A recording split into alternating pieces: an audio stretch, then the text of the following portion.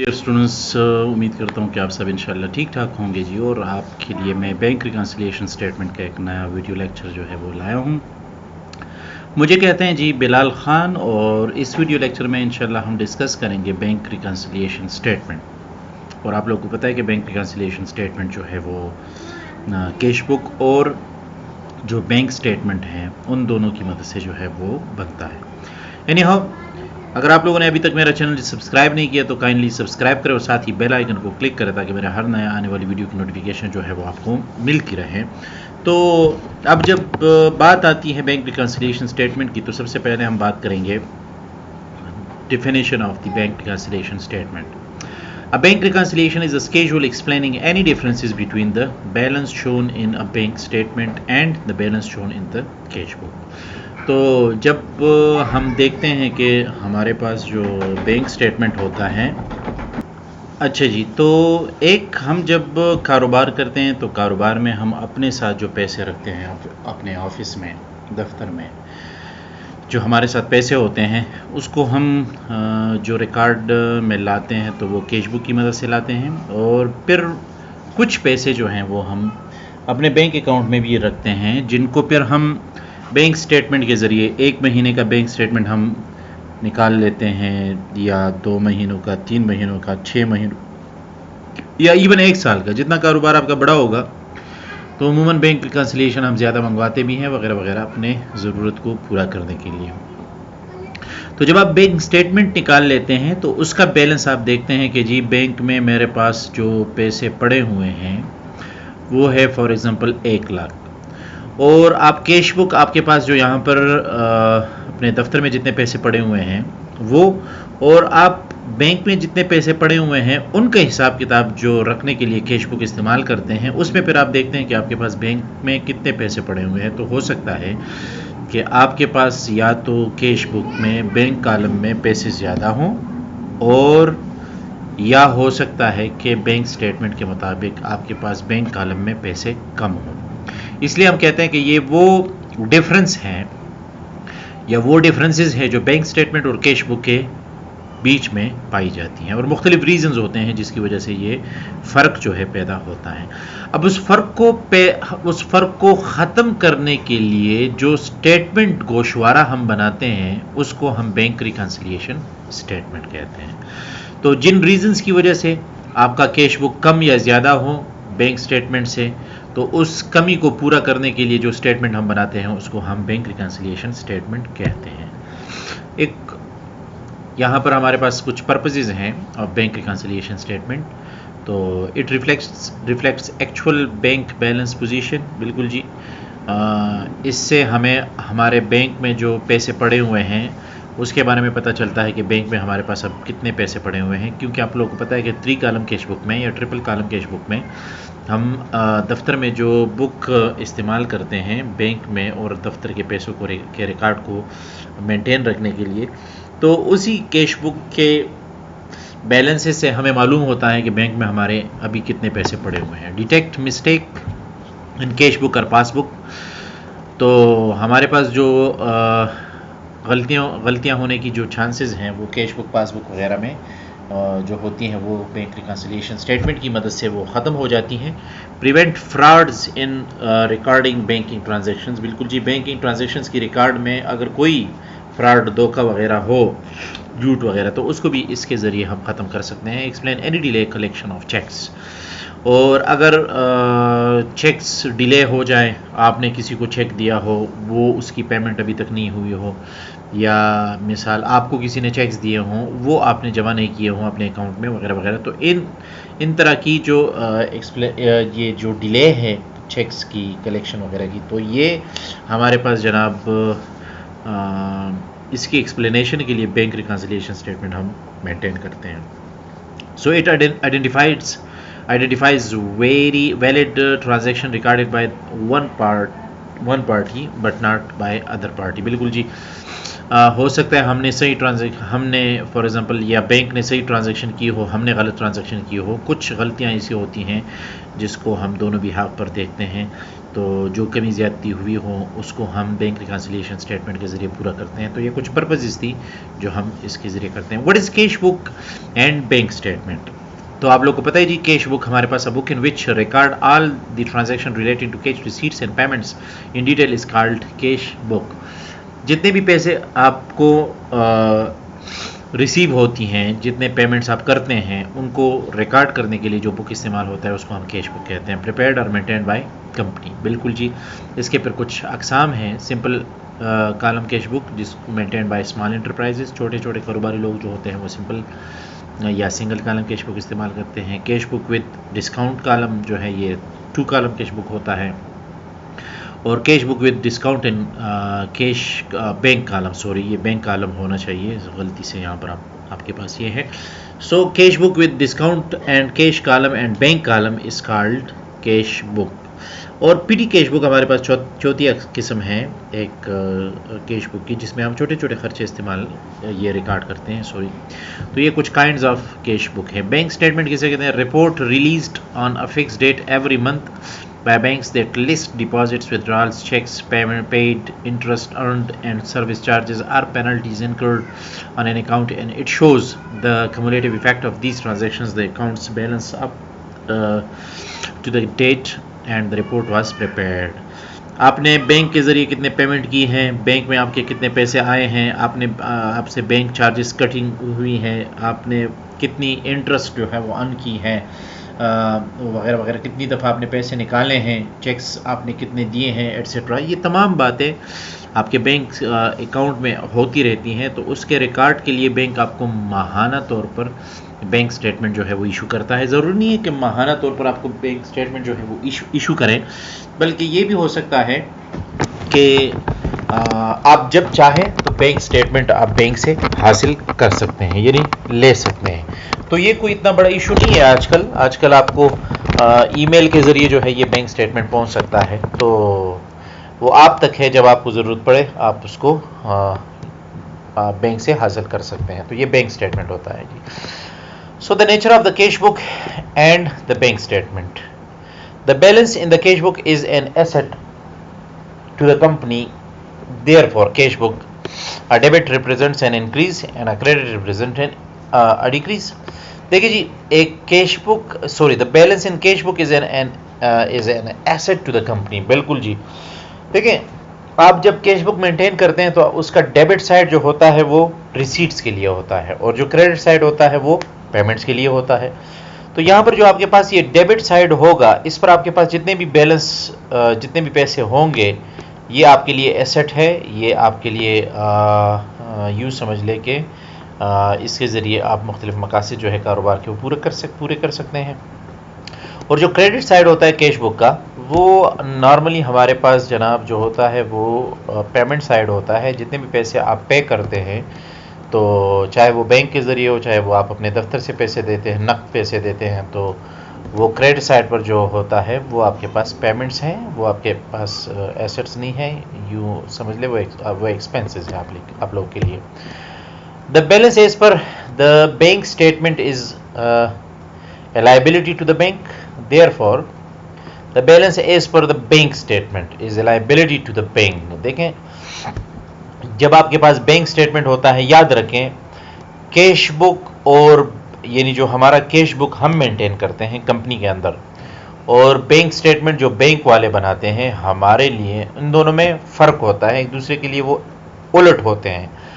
हमारा डेबिट जो है वो इंक्रीज़ है, बैंक स्टेटमेंट का जो डेबिट है वो डिक्रीज़ है, और हमारा जो क्रेडिट साइड है वो डिक्रीज़ है, जबकि बैंक स्टेटमेंट का जो क्रेडिट साइड होगा वो इंक्रीज़ होगा। क्यों? मैं आपको बताता हूँ। आपने बैंक में 1 लाख रुपए जमा कर दिए। अब वो 1 लाख रुपए जब आप जमा करेंगे तो याद रखें, ये 1 लाख रुपए आपके जो है ये बैंक में आपकी अमानत हैं। बैंक वाले आपकी इस अमानत का ख्याल रखेंगे जब तक आपका अकाउंट उस बैंक में एक्टिव होगा। और जब आप बैंक अकाउंट में पैसे जमा करेंगे तो वो बैंक वाले क्रेडिट करेंगे। क्यों? वो असल में पैसे आपके हैं, बैंक में आपने रखे हुए हैं महफूज तरीके से, तो वो पैसे बैंक के तो नहीं है कि वो डेबिट करेंगे, वो पैसे आपके हैं तो वो ज़रूर उसको क्रेडिट करेंगे। तो आप जो डेबिट करेंगे बैंक उसको क्रेडिट करेगा, जो आप क्रेडिट करेंगे बैंक उसको डेबिट करेगा, यानी आपके उलट या आपके कैश बुक के बिल्कुल उलट जाएगा वो। यानी जो आप रिसीट साइड पर, डेबिट साइड पर लिखेंगे, बैंक वाले उसको क्रेडिट साइड पर लिखेंगे। जो आप क्रेडिट साइड पर लिखेंगे कैश बुक में, बैंक वाले उसको डेबिट साइड पर लिखेंगे। So balance represent the amount of to the clients. अब आते हैं जी reasons for differences between the cash book and the bank statement. वो कौन सी वजूहात होती हैं जिसकी वजह से कैश बुक और बैंक स्टेटमेंट में फ़र्क आता है। तो यहाँ पर हम कुछ ट्रांजैक्शंस हैं, कुछ रीजंस हैं जिसको हम डिस्कस करेंगे, जिनसे पता चलेगा कि इनकी वजह से जो है वो बैलेंसेस में फ़र्क आता है। So the bank balances as shown in the cash book and the bank statement seldom agree. बिल्कुल जी, आपका कैश बुक का जो बैलेंस होगा और जो बैंक स्टेटमेंट का बैलेंस होगा तो वो एक दूसरे से एग्री करना चाहिए, मतलब एक दूसरे के साथ एक जैसे होने चाहिए। नहीं होंगे तो उसके कुछ रीजंस होंगे। There are various reasons for this. A statement is used to reconcile the two balances. दोनों बैलेंसेस को बराबर करने के लिए हम जो स्टेटमेंट इस्तेमाल करते हैं उसको बैंक रिकंसिलिएशन स्टेटमेंट कहते हैं। There are some transactions recorded by the depositor but missed by the bank. बिल्कुल जी, कुछ ट्रांजैक्शंस ऐसी होती हैं जो कि हम जो कंपनी वाले होते हैं, कारोबारी लोग जो होते हैं, वो कैश बुक में रिकॉर्ड तो कर लेते हैं लेकिन बैंक में या बैंक स्टेटमेंट में वो रिकॉर्ड नहीं हो पाते। Similarly there are transactions appearing on the bank statement and not recorded by the company. बिल्कुल जी, कुछ चीज़ें, कुछ बातें, कुछ ट्रांजैक्शंस वो बैंक वालों ने रिकॉर्ड किए होते हैं हमारे लिए, लेकिन उनको हमने जो है वो रिकॉर्ड नहीं किया होता। अब यहाँ पर हमारे पास जो इसके लिए रीजंस दिए गए हैं वो आपके पास आपके सामने हैं, बहुत सिंपल है जी। अनप्रेजेंटेड चेक्स हैं। अनप्रेजेंटेड चेक्स किसे कहते हैं? They are cheques issued by the firm that have not yet been presented to its bank for payment. देखें जी, they are cheques issued by the firm that have not yet been presented to its bank for payment.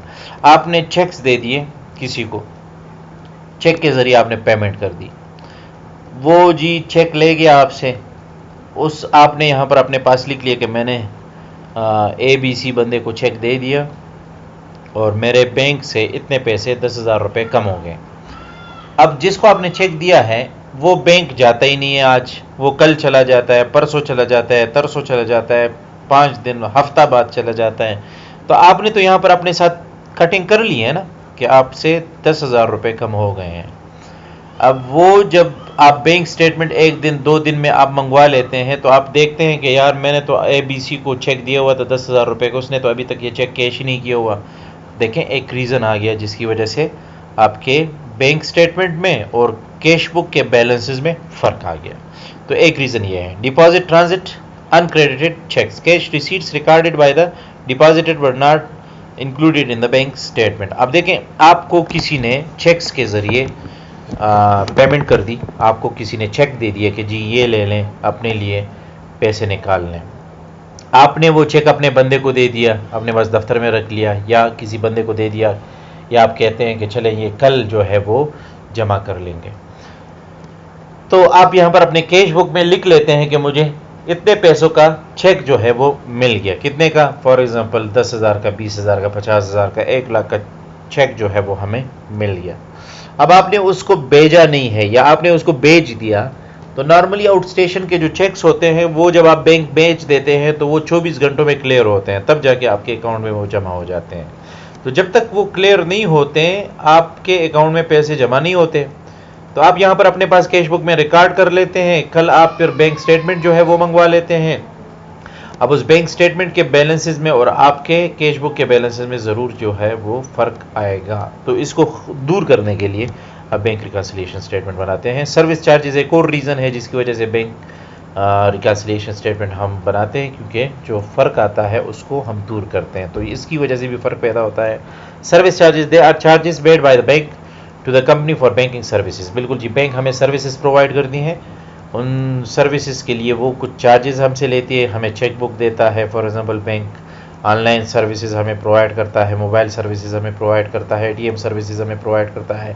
उसके कुछ charges, कुछ 100 रुपये जो है, 1000 रुपये हमसे वो कटिंग होती है। तो उसको बैंक वाले तो रिकॉर्ड कर लेते हैं, हमसे काट लेते हैं पैसे, लेकिन हमने यहाँ पर अपने पास कैश बुक में हमने उसकी कटिंग नहीं की होती है। तो सर्विस चार्जेस की वजह से बैंक स्टेटमेंट के बैलेंस में और कैश बुक के बैलेंस में फ़र्क आ जाता है। Dishonoured cheques, not sufficient fund cheques भी इसको कहा जाता है। आप अपने किसी नौकर को, अपने किसी एम्प्लॉय को चेक दे देते हैं कि चले जी ये हमारे कंपनी के अकाउंट में जमा कर ले, वो चला जाता है जी, या वो पैसे निकालने के लिए चला जाता है, वो काउंटर पर जब चेक दे देता है तो वो कहता है कि जी यार इस चेक वाले अकाउंट होल्डर के अकाउंट में तो पैसे ही नहीं है, तो आपने फिर मजबूरन वापस आ जाना है।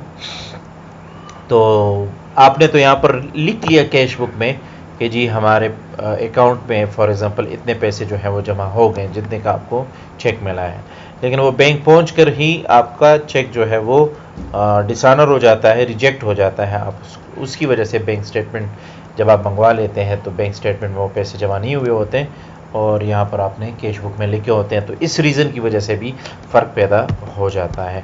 Interest allowed by the bank, they are interest received for deposits are fixed deposits. आपने पैसे जब रखे होते हैं बैंक में तो आपको बैंक वाले जो है वो इंटरेस्ट दे देते हैं, प्रॉफिट दे देता है। तो वो इंटरेस्ट या प्रॉफिट जो है वो बैंक वाले आपके अकाउंट में जमा कर लेते हैं, आपके पैसे बढ़ जाते हैं। लेकिन आपने यहाँ पर कैश बुक में नहीं रिकॉर्ड किए होते कि बैंक ने आपको इतने जो है इतना इंटरेस्ट जो है वो आपको दिया हुआ है, तो वो आप यहाँ पर अभी रिकॉर्ड कर लें। तो इस रीज़न की वजह से भी आपका जो बैलेंस है वो फ़र्क बना लेता है जी। Miscellaneous bank charges and credits, कुछ मिसलिनियस छोटे छोटे बड़े जो खर्चे होते हैं उसकी वजह से भी ये अक्सर हो जाता है। अच्छा जी, तो कुछ मिसलिनियस बैंक चार्जेस होती हैं जो हमसे बैंक वाले जो है वो कटिंग करते हैं, और कुछ क्रेडिट्स होती हैं मिसलिनियस जो बैंक वाले हमारी जगह जो है वो लोगों से रिसीव करके हमारे बैंक्स में जमा करते हैं। जैसे such as printing cheques, cheque book आपका ख़त्म हो जाता है तो वो नया आपके लिए बना लेते हैं, तो उसके कुछ चार्जेस आपसे कट जाते हैं। और handling collection of notes receivables कुछ होते हैं जो आपने बैंक को कहा होता है कि भाई आप मेरी जगह फ़लाँ लोगों से जो है वो नोट्स रिसीवेबल जो है वो लिया करें। और इसी तरह कुछ processing not sufficient fund cheques होते हैं जिसकी प्रोसेसिंग जो है वो बैंक आपके लिए करती है। तो इसके कुछ क्रेडिट्स और कुछ चार्जेस वगैरह बैंक या तो आपसे कटिंग करती हैं और या आपके बैंक अकाउंट में वो जमा कर लेते हैं। तो ये कुछ रीजंस हैं। रूल्स आपको मालूम है, हमने डिस्कस भी किए थे पिछले कुछ वीडियो लेक्चर्स में। ये some important rules for debit and credit जी। So rules of debit and credit, तो आपके पास आपको पता है कि जब एसेट्स और एक्सपेंसेस ये जब ज़्यादा होते हैं तो इसको हम डेबिट करते हैं, और एसेट्स और एक्सपेंसेस जब डिक्रीज होते हैं तो इसको हम क्रेडिट करते हैं।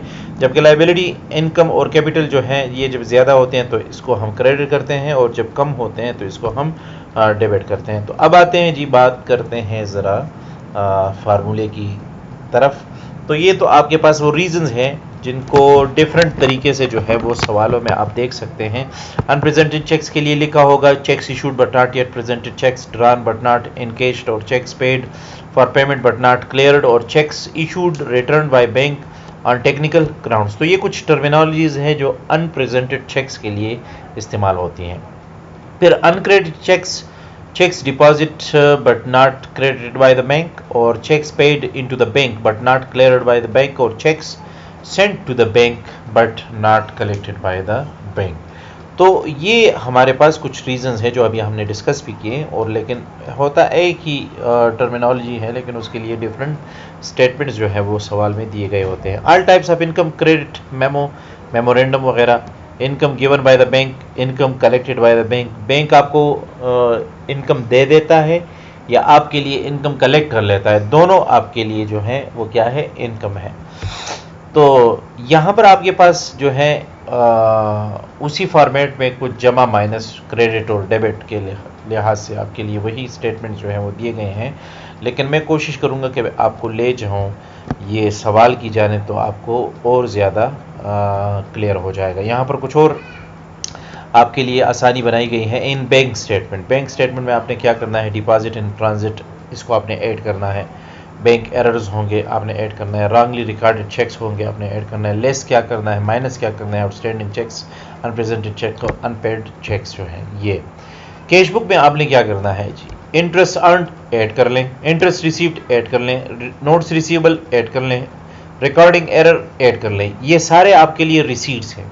लेस आपने माइनस क्या करने हैं, सर्विस चार्जेस, इंटरेस्ट अलाउड वगैरह वगैरह, ये आपने माइनस करने हैं, यानी पेमेंट साइड पर आपने लिखने हैं।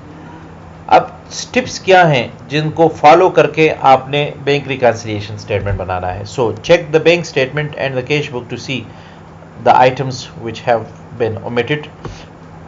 बैंक स्टेटमेंट आपने मंगवा लिया, बैंक स्टेटमेंट को भी देख लें, चेक बुक को भी देख लें और देख लें कि इसमें कौन सी चीज़ आपसे भूल गई हैं, आपसे रह गई हैं, आपने रिकॉर्ड नहीं किया वगैरह वगैरह। दूसरा, arrange the paid cheques in sequence by serial number and compare each cheque with the corresponding entry in the cheque register. सारे चेक्स को आप अरेंज कर लें, पेड चेक्स जो होते हैं जो आपने पे किए हैं फॉर एग्जांपल, तो उनके सीरियल नंबर्स आप देख लें वगैरह वगैरह। जिसको आपने पे किए हैं उनकी एंट्री आप कर लें अपने साथ रजिस्टर में, ताकि आपको पता चले कि किन किन लोगों को आपने चेक्स के जरिए पेमेंट की हुई है। Add balance to the depositors accounting record, credit memoranda issued by the bank. Add balance to the depositors accounting record, तो जो बैलेंस होगा वो मतलब add balance to the depositors accounting record, यानी credit memoranda issued by the bank. आप जब bank statement निकाल लेते हैं तो आपको वो बता देता है बैंक स्टेटमेंट में कि जी आपके अभी बैंक में हमारे पास फॉर एग्जांपल 2 लाख रुपए पड़े हुए हैं। तो जब आप ये देख लेते हैं तो वो 2 लाख रुपए आप बैंक रिकॉन्सिलिएशन स्टेटमेंट में क्या कर लेंगे जी, वो या डिपॉजिटर्स के रिकॉर्ड में, अकाउंटिंग रिकॉर्ड में आप उसको जमा कर लेंगे, ताकि आपको पता हो कि ये आपके बैंक में आपका हक है, आपके पैसे हैं। Deduct from the balance as per the depositor record which have not been recorded by the depositor. अगर आपने कुछ पैसे फॉर एग्जांपल रिकॉर्ड नहीं किए हैं अपने पास कैश बुक में, तो उसको रिकॉर्ड कर लें। मेक एप्रोप्रिएट एडिशंस और रिडक्शंस टू करेक्ट एरर्स। हाँ, या तो आपने कमी करनी है, या आपने ज़्यादती करनी है, या एडिशन करनी है, जिसकी वजह से आपके जो गलतियां होती हैं वो दूर हो जाएंगी। और बैलेंस ऑफ बैंक स्टेटमेंट यानी बैलेंस ऑफ कैश बुक बराबर होना चाहिए दोनों का एक दूसरे से। Prepare journal entries as adjustment, इसको छोड़ दें, ये आपका काम अभी नहीं है जर्नल एंट्रीज। आते हैं सवाल की तरफ। देखें स्टेटमेंट, आपको balance as per company's statement, आपने बैंक स्टेटमेंट मंगवा लिया, बैंक स्टेटमेंट में आपके पैसे पड़े हुए कितने, 26,686.95।